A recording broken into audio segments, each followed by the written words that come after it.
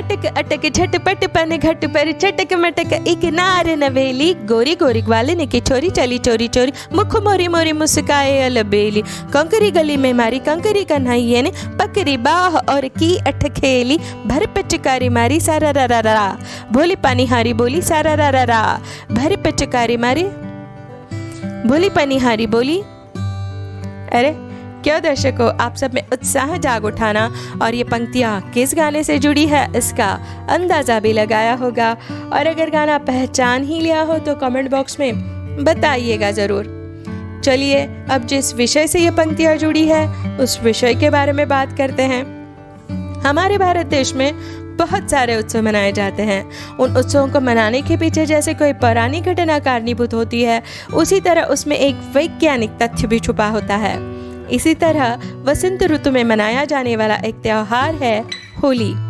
हिंदू पंचांग के अनुसार फाल्गुन मास की पूर्णिमा को मनाई जाती है होली। ये 2 दिनों का त्योहार है। पहले दिन होलिका जलाई जाती है जिसे होलिका दहन कहते हैं। दूसरे दिन धूलिवंदन मनाई जाती है जिस दिन हम खूब रंग खेलते हैं, नाचते गाते हैं। होली में पहले दिन शाम को होलिका दहन किया जाता है। होलिका दहन के बारे में पौराणिक कथा प्रसिद्ध है कि हिरण्यकश्यपु अपने पुत्र प्रहलाद को मरवाना चाहता था, क्योंकि प्रहलाद अपने पिता हिरण्यकश्यपु को भगवान ना मानकर भगवान विष्णु की पूजा करता था। प्रहलाद भगवान विष्णु का भक्त था और हिरण्यकश्यपु भगवान विष्णु को अपना शत्रु समझता था। हिरण्यकश्यपु की बहन होलिका को आग में ना जलने का वरदान प्राप्त था। अपने भाई के समर्थन हेतु होलिका प्रहलाद को अपने गोद में लेकर लकड़ियों के ढेर पर बैठ जाती है और लकड़ियों के ढेर को आग लगा दी जाती है। प्रहलाद बिना डरे निरंतर भगवान विष्णु के नाम का जाप करता रहता है और भगवान विष्णु की कृपा से प्रहलाद को तो कुछ भी नहीं होता, लेकिन आग से ना जलने का वरदान प्राप्त होने के बाद भी होलिका उस आग में पूरी तरह से जल जाती है। और इस दिन फाल्गुन मास की पूर्णिमा की रात थी। तब से इस दिन को हम बुराई पर अच्छाई की जीत का प्रतीक मानकर होली जलाते हैं। वैज्ञानिक दृष्टिकोण से देखा जाए तो होली का त्योहार शरद ऋतु की समाप्ति और बसंत ऋतु के आगमन के दिनों में मनाया जाता है। शरद ऋतु में हम खुद को ठंडी में अडेप्ट कर लेते हैं और ऐसे में ऋतु में बदलाव आने की वजह से हमें फिर से बदलते ऋतु के अनुसार खुद को अनुकूल करना होता है। ठंड की वजह से पर्यावरण और शरीर में बैक्टीरिया की वृद्धि भी होती रहती है। जब होलिका जलाई जाती है तब उससे करीब करीब 145 डिग्री फ़ारेनहाइट तक तापमान बढ़ता है। परंपरा के अनुसार जब लोग जलती होलिका की परिक्रमा करते हैं तो होलिका से निकलता ताप शरीर और आसपास के पर्यावरण में मौजूद बैक्टीरिया को नष्ट कर देता है। होलिका हर गली चौराहे में जलाई जाती है।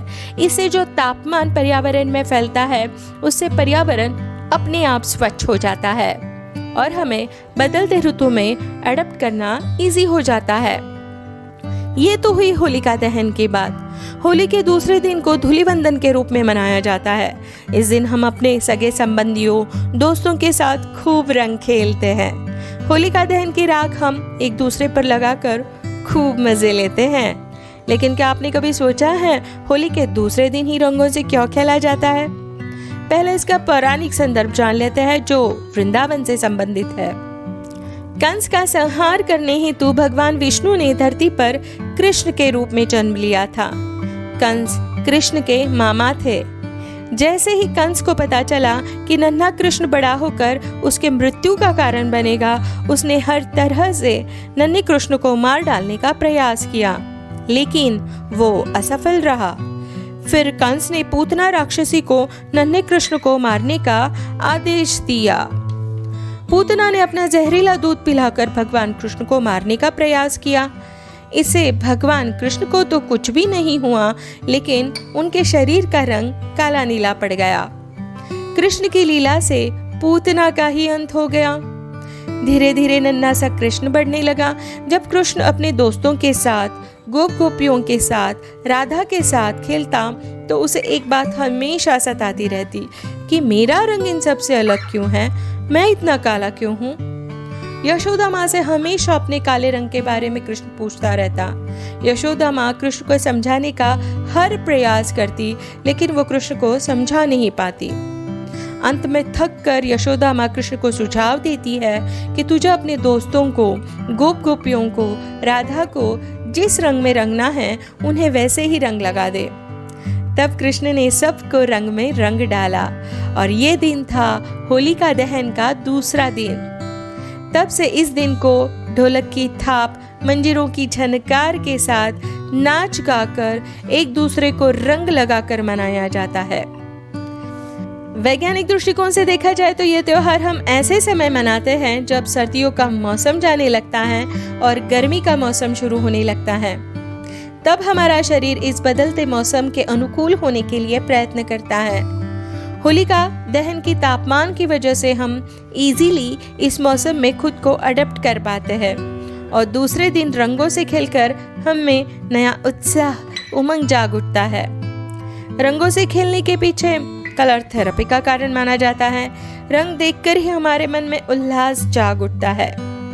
पुराने समय में होली खेलने के लिए नेचुरल कलर्स का उपयोग किया जाता था, जैसे कि हल्दी, बेसन, गुलाब से बना लाल गुलाबी रंग, सब्जियां पत्तों से बना हरा रंग, केसर में भीगा नारंगी रंग, नील पौधों से बना नीला रंग। इस तरह नेचुरल तरीके से होली खेलकर उत्साह बढ़ जाता था। हल्दी से मिले पीले रंग को देखते ही हम हैप्पीनेस फील करते हैं, हमारा डिप्रेशन कम हो जाता है। हरे रंग को देखते ही हम सुकून फील करते हैं। नेचुरल ग्रीन कलर स्किन पर लगाया जाए तो उसमें प्रेजेंट आयरन, विटामिन हमारे चेहरे पर निखार लाते हैं। केसर से बना सैफरन कलर हमारे मन में होप्स, पॉजिटिविटी बढ़ा देता है। पिंक कलर हमारे मन में स्नेह भाव बढ़ाता है।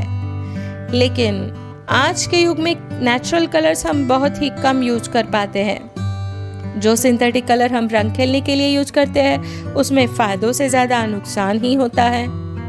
आपको इस बारे में क्या लगता है जरूर बताइएगा और अगर वीडियो पसंद आया हो तो लाइक शेयर करना ना भूलिएगा। धन्यवाद।